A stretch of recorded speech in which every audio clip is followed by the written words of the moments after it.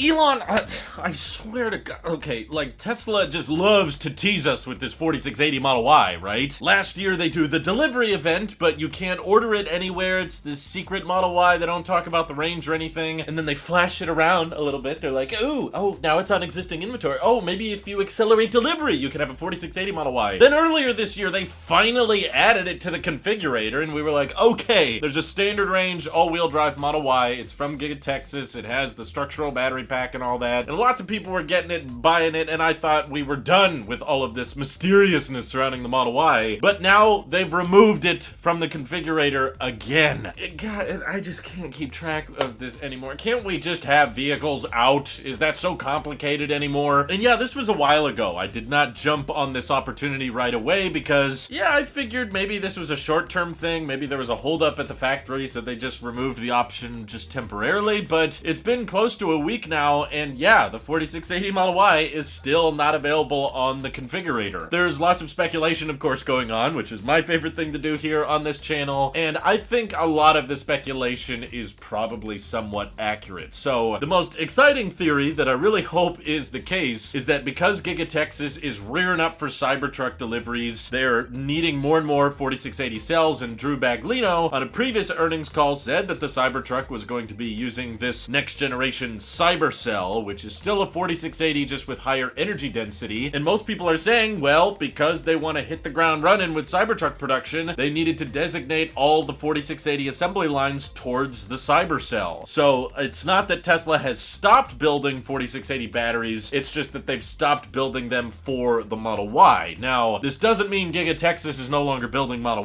Ys, for the record. We had established last year that Giga Texas could build 2170 Model Ys, which are, you know, the long-range Model Y, the entry-level model now, with just imported 2170 cells from Giga Nevada. Again, that's a lot of shipping, so that probably isn't necessarily the most cost-effective way to build Model Ys, but we know Giga Texas is capable of doing it. In fact, there were certain times in the past where we were pretty sure Tesla was building more 2170 Model Ys out of Giga Texas than 4680. But I really do like the idea that Giga Texas was using the entry-level Model Y as a test bed to kind of figure out all of the issues and iron out the kinks with the 4680 cell, just so that they could pave the way for the Cyber Cell that's going in the Cybertruck to be more energy dense, which hopefully means the Cybertruck is going to have decent range. In my head, that means 350 miles, but maybe to some of you, that means more like 500 miles. Again, we could all live in speculation land right now because Tesla hasn't given us any range numbers. And the Prime Minister of Israel, who got to check out the Cybertruck with its beautiful interior ambient lighting, didn't want to take my advice and tap on the battery percentage icon so that we could see what the actual rated range of the Cybertruck is. It doesn't even need to be charged to full, okay? I will take a pixelated blurry video with the battery icon, you know, kind of halfway full, and then we see the range number, and from there we could deduct the range further. Okay, it's roughly double whatever that number is. I would take that at this point, but no, Tesla's not giving us anything, but it would certainly make a lot of sense considering how many Cybertrucks are being spotted these days. Like, it would be ridiculous of me to continue doing Cybertruck sighting videos because there's seriously, they're going on like every hour now. There was one at the 50,000th supercharger in Roseville. We've seen some without manufacturer plates now, which is interesting. Supports my theory that there are actual Tesla employees that just own the Cybertruck now and are just using it for pleasure. And yet we still haven't gotten EPA documents on all of that. But the real question where I wanted to speculate on before this turns into a complete Cybertruck video is, does this elimination of the standard range Model Y mean that we're done with that 4680 option? Are we just going all in now with the 2170 Model Y? Are we just gonna get, in the United States at least, the long range and the performance, which are practically the same vehicle? They're both rocking the same size battery pack. They have very similar motors. There's just a slight difference in, you know, ride height and the wheels and the spoiler, but apart from that, they're incredibly similar vehicles. Well, one theory I have, if Tesla is no longer going to be building that first generation 4680 cell anymore, is that Tesla might be holding off on offering any other 4680 Model Y until they've ramped up the Cyber Cell to a high enough volume to the point that they can,